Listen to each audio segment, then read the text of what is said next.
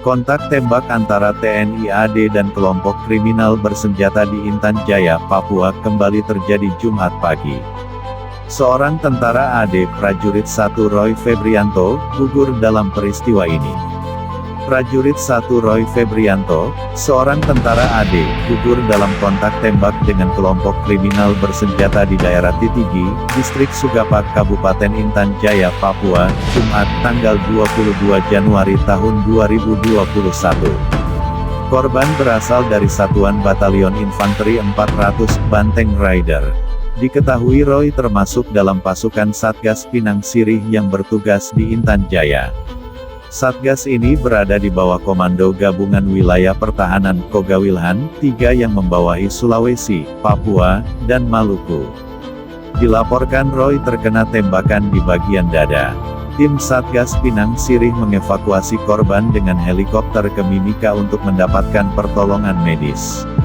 Sayangnya nyawa Roy tidak tertolong. Panglima Komando Daerah Militer 17, Cendrawasih Mayor Jenderal Ignatius Yogo Triyono saat dikonfirmasi membenarkan insiden seorang prajurit tertembak di Titigi. Memang benar terjadi peristiwa tersebut. Saat ini kami masih mengumpulkan informasi tentang kronologi kejadian, tuturnya. Sementara itu, Kepala Penerangan Kogabulhan 3 Kolonel ZIGN Suryastawa membenarkan adanya insiden tersebut, tetapi belum dapat memberikan keterangan.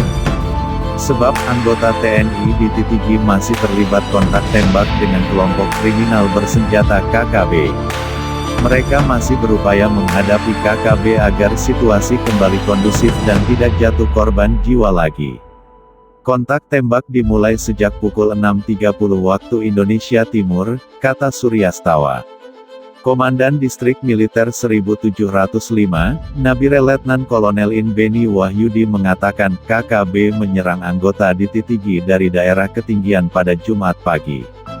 Cara ini juga yang sering digunakan dalam beberapa insiden penyerangan anggota TNI sebelumnya. Sebelumnya, satu anggota TNI Angkatan Darat Prajurit 2 Agus Kurniawan, gugur dalam kontak tembak dengan kelompok kriminal bersenjata di daerah Titigi, Kabupaten Intan Jaya pada tanggal 10 Januari tahun 2021. Korban juga dari Satuan Batalion Infanteri 400, Banteng Rider.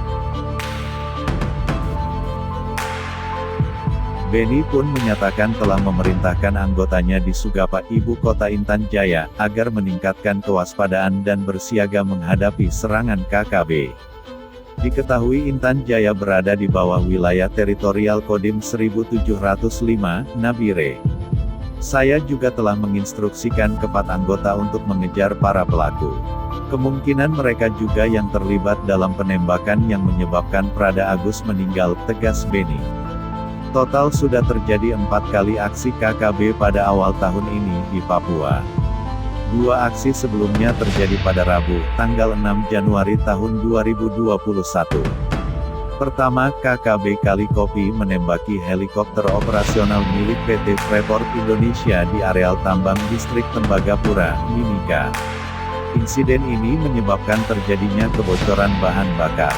Diketahui kemudian terdapat sebuah lubang kecil di bagian bawah helikopter dan dekat pintu penumpang bagian kiri. Aksi yang kedua adalah KKB di bawah pimpinan Sabinus Waker membakar pesawat perintis Pekmex di lapangan terbang Kampung Pagamba Distrik Liandoga, Intan Jaya. Adapun aksi ketiga adalah penembakan Prada Agus dan yang terakhir penembakan Ratu Roy pada Jumat ini. Data Polda Papua menunjukkan, selama tahun 2020 terjadi 49 gangguan keamanan oleh KKB di Papua. Teror penembakan KKB terjadi di 7 wilayah hukum Polda Papua meliputi Nduga, Intan Jaya, Paniai, Mimika, Puncak Jaya, Kirong, dan Pegunungan Bintang. Sebanyak 14 warga, 4 anggota TNI AD, dan 1 anggota Polri meninggal akibat aksi KKB.